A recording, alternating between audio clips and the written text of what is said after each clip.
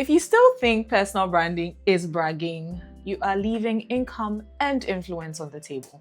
Hi, my name is Keni Ribeiro, and you're watching Positioned, where we talk about personal branding, thought leadership, and visibility.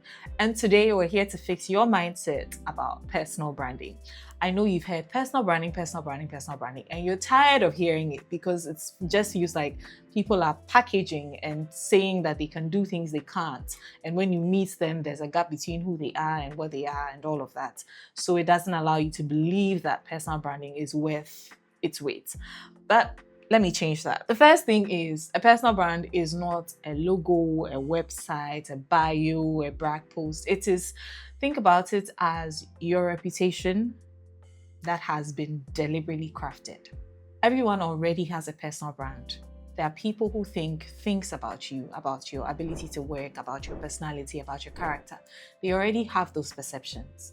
What you're doing when you're being intentional about your personal brand is you are intentionally crafting the narrative around your work, your value, and what you stand for. Doing that intentionally, it's worth its weight in gold. I can guarantee that. The challenge is that we have this fear of self-promotion, and we feel like I've been raised to be humble, I've been raised to keep my head down. If you're Christian, you're not supposed to brag, you're supposed to stay small, and the Lord will lift you up, and all the others. Let the work speak for you.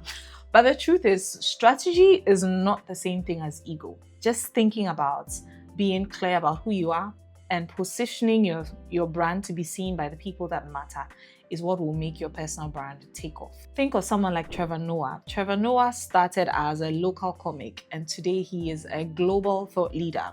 It wasn't accidental. He defined his voice. He was intentional with how he approached things. He was sharing his thoughts, making us see him beyond just someone we should call when we want to laugh, to someone that the world would listen to in a crisis, because that's who he became eventually. So you need to understand that it's possible to move from A to B, even if wherever you are now is not where you want to be. You can craft your personal brand in a way that leads you to where you'd like to be. So if this is something that has got you thinking, maybe it's time for me to be intentional, I'll just give you 3 more points to think about. Define your brand adjectives. What do you want to be known as? When people mention your name, when your family mentions your name, when your ex-boyfriend thinks of you, when your boss thinks of you, when the people at church think of you, when your NGO volunteers think of you, what do they say? Put those together and think through that and see, is that something I want to be associated with? What do I want to be associated with? And start thinking about how to position yourself in that light, whether it's reliable, bold, insightful, whether it's communications guru, whatever it is. Just think of how you want to be described, how you want your brand to be described. Once you've done that, start building consistency. Make sure that we can come and rely on a certain consistency when it comes to your tone, when it comes to your values, your visuals, your content, your ability to deliver on work. If you say it's 2 a.m., everyone knows it's 2 a.m. Not that some people know it's 2 a.m., others receive 1 a.m., others receive 3 days later, others don't get anything at all. Try and be consistent so that people can come to rely on you for certain things, whether it is, I'm the best videographer, or I'm really good at short videos, or I'm excellent at speaking in public, or I'm really great at rallying people together. Whatever it is, be consistent in showing up with that. I can tell you people take notice.